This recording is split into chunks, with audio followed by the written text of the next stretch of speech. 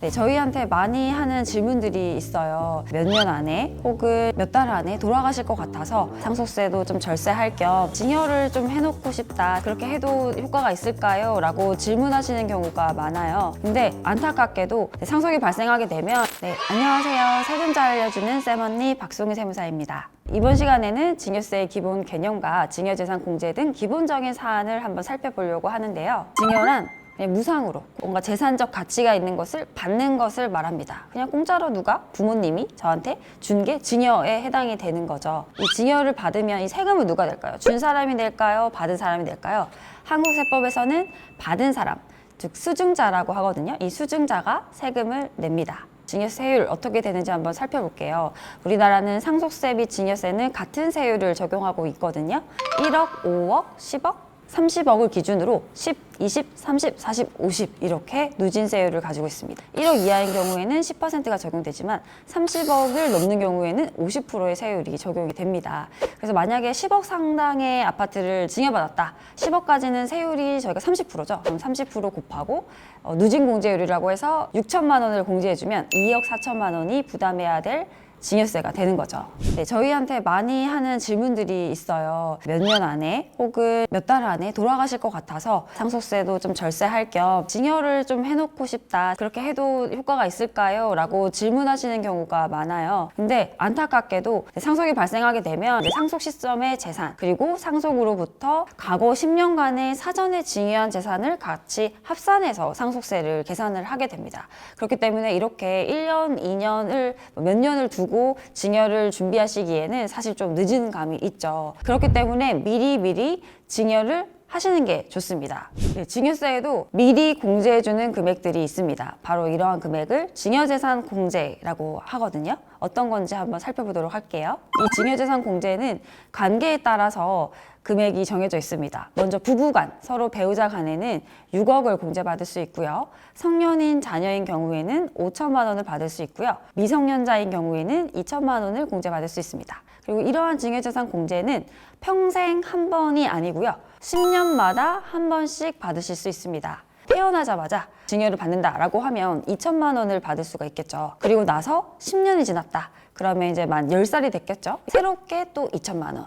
그리고 또 10년이 지났어요. 그럼 이제 20살이 되겠죠. 20살에는 성년이 됐으니까 5천만 원을 받을 수 있습니다. 30살이 됐다라고 하면 또 추가로 5천만 원을 받으실 수 있는 거죠. 그러면 30살, 결혼할 때가 됐다라고 하는 그 나이에 저희가 증여를 그냥 해줄 수 있는 금액이 2천만 원, 2천만 원, 5천만 원, 5천만 원, 총 1억 4천이 되죠. 그리고 현재 또 새롭게 나온 혼인, 출산, 증여재산 공제 1억 원까지 추가로 있기 때문에 이 1억 4천에 더하기 1억, 총 2억 4천을 미리 증여를 하실 수 있는 겁니다. 이 금액은 세금 없이 증여하실 수 있는 거죠. 합법적으로요. 이렇게 미리 증여를 하시면 상속재산에도 포함이 되지 않기 때문에 미리 증여하시는 게 중요합니다.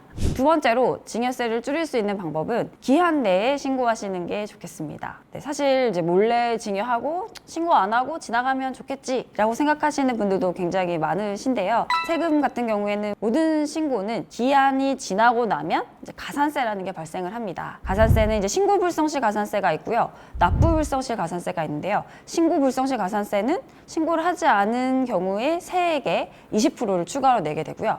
그리고 이 세금에 대해서 납부하지 않은 이자 상당인 납부불성시 가산세도 붙게 돼요. 그렇기 때문에 증여를 이제 몰래 하고 신고를 안 했는데 8년 뒤에 세무조사가 나왔다라고 하면 본 세금도 있지만 가산세에다가 더해져서 커지는 거죠. 그렇기 때문에 기한 내에 신고하시는 것이 가산세 측면에서도 좋고요. 추가로 기한 내에 신고를 하시면 신고세액공제라는 걸 받으실 수 있습니다. 세금을 3% 깎아주게 되는 건데요. 증여세 신고 기한은 증여가 있은 날에 말일로부터 3개월까지 증여세 신고를 하시면 되는데요. 이 경우에는 나온 세액의 3%를 세액공제 해주게 됩니다. 과거에는 10%를 공제해 주었다가 5%, 지금 현재는 3%인데요. 이 3%도 언젠가 없어질 수도 있기 때문에 증여를 하시는 분들은 이 3%도 놓치지 마시고 활용을 하시는 게 좋겠습니다.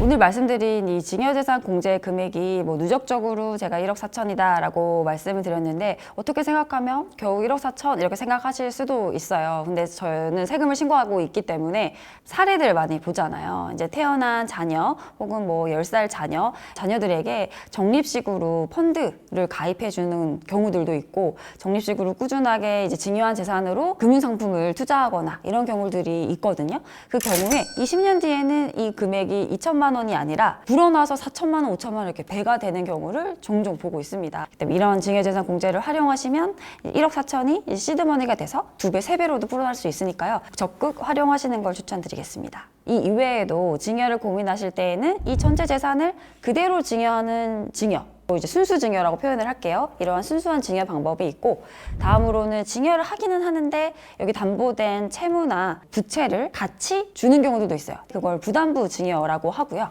그리고 이 재산을 증여를 하면 증여세가 나오니까 자녀들이 어느 정도 나이도 있고 자금 출처도 있다라고 하면 매매 방법을 통해서, 근데 이 매매를 좀 특수관계자니까 좀 싸게, 좀 시가의 뭐 30%, 3억까지는 좀 싸게 해서 거래를 하실 수도 있거든요. 그러니까 다양한 증여의 방법들이 있으니까 기본적인 증여재산 공제는 챙기시고 나머지 증여 방법에 대해서는 세무사와 상담을 통해서 자산 이전을 미리미리 하시는 게 좋겠습니다. 미리미리 준비하셔야 향후에 뭐 상속을 앞두고 급하게 방법을 찾는 일이 없으시겠죠?